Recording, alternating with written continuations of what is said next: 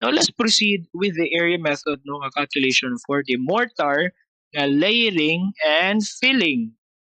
So let me rewrite that again of this is for layering and filling. So saan na siya sir? Area method.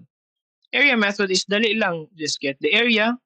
We have the 3 meters by 4 meters. That is equal to 12 square meters. And then you multiply the area to the values given in this table. So say for class B mixture, diba? So we have the class B diri. Take note that this is for the 40 kilograms na cement bag ha. Wala lang nabutan diri but this is for 40 kilograms.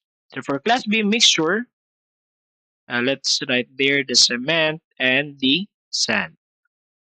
So kung yung tanaw no sa solving, mas dali si area method. But you need to memorize mas daghan nga values, di ba? So for the kuan, class B, we have the following for the cement. And then karon natin dugang ani nga consideration. Size of CHB. So kana si 10 that is the 4 inches. 15 centimeters, this is in centimeters man not tanaw gina nakabutan dia in centimeters man. 15 centimeters is 6 inches.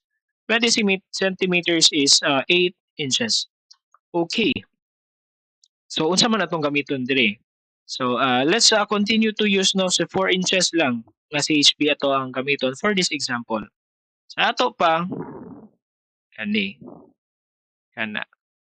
For the cement bag, we have 0.522 times 12 square meters. Now we multiply that sa area. So same sa volume, we have the volume times the factor, same yapon diri. So 0.522 times 12, that is actually 6.26 bags. So or approximately 6.5 bags of 40 kilogram cement. Now how about for the sand? So na diri si sand. So kung maklas A ba na B, C, and D, ang value ni sand is the same lang siya.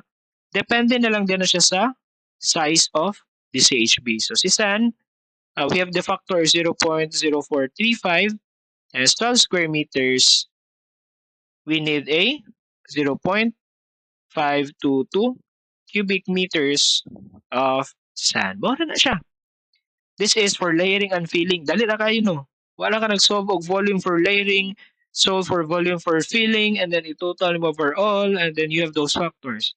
Ang imo lang is, you have the area, you get just the area of the wall, the total area, you multiply the factors there, di ba? So, assumption lang po gyapon ani nga table is, if ang thickness na to no of the kuan of the layering is 12 millimeters, same ato gani, and then if si concrete core or si core is kato siya. We have the 0.05 meters by 0.075 meters by 0.2 meters and assuming that there are 4 cores per CHB. Yan, nakadali si area method for quantifying the mortar for layering and filling. Next is we're going to quantify the mortar for the plastering.